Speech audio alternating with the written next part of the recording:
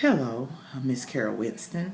Thank you for taking the opportunity to visit with me today.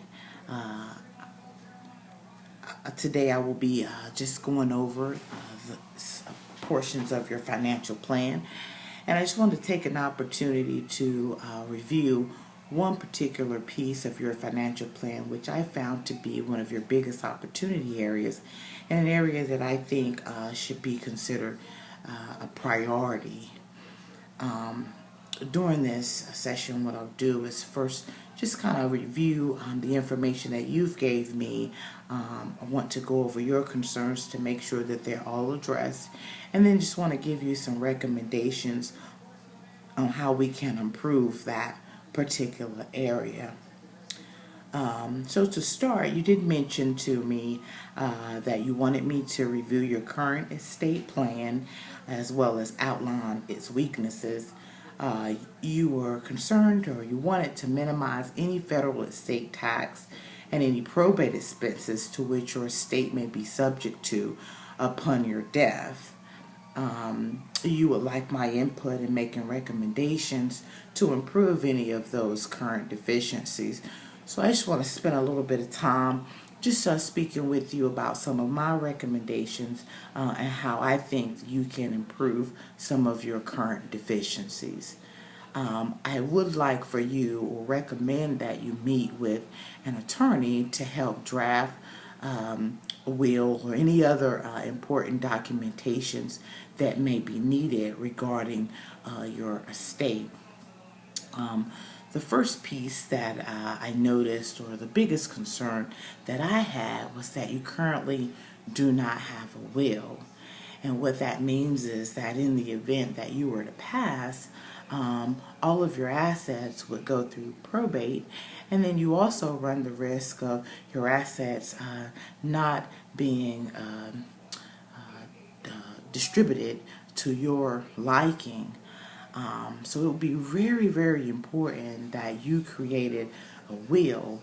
By establishing a will, you would be able to name an executor.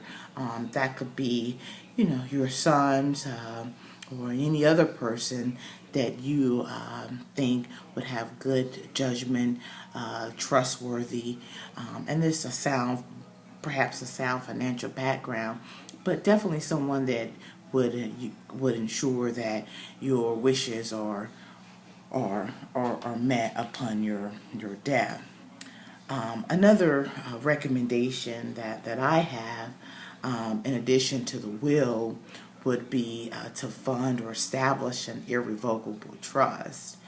If you fund an irrevocable trust, the assets would avoid probate, and may result in tax savings because assets held in an irrevocable trust are generally not included in your gross estate when you die, and that means less taxation.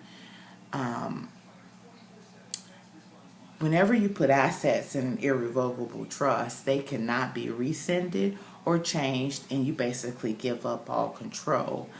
I noticed that a good portion of your assets were currently in savings, only earning approximately 1% a year. You could use some of those assets as well as assets from the sale of your residence, which I detailed more within the financial plan, to establish this irrevocable trust. Another option or consideration for you would be for you to disclaim your portion of the probate assets that you received from Jason's estate. For the assets that he named your grandchildren as a contingent beneficiaries, you could disclaim your portion and essentially reduce your estate taxes, and then you would basically just be gifting the assets to your grandchildren now. I also found that with going through your current deficiencies within your estate plan, that you don't have a power of attorney. You may want to look into drafting what's called a spring and durable power of attorney. This document would be recognized in all 50 states and would be useful in the event that you became incapacitated. It would allow the agent to handle all of your personal affairs if you were unable to do so yourself. And you would definitely, want to take full consideration, just as you would with your will, when appointing an agent as your power of attorney, since that person would have full access to any of your assets. You also may want to have what's called a durable power of attorney for health care.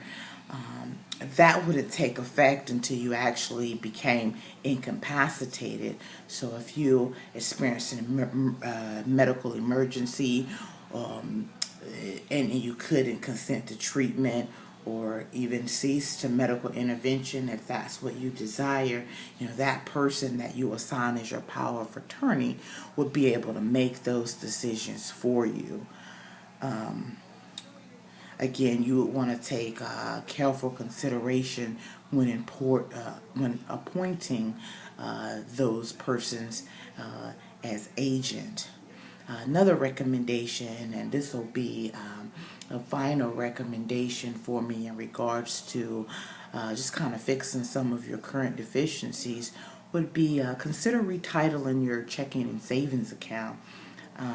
Previously, those assets were held joint tenants with rights of survivorship, but now, since the passing of Jason or Mr. Winston, you are now the sole owner of those assets. So by retitling those assets to transfer upon your death to whoever you name as beneficiary, whether it be your children, your sons, George or Vince, that would avoid those assets passing through probate. And like I said, at this current time, you have substantial amount of assets within a savings account, and you would avoid those assets passing through probate just by retitling the name of your checking and savings account. So I would like for you to meet with my attorney, or meet with your attorney to discuss establishing a will, irrevocable trust, and some of the other things that we've just reviewed. I would like to meet back with you in approximately 30 days, so once you had a chance to take care of that matter, and then we can kind of incorporate those changes into your financial plan.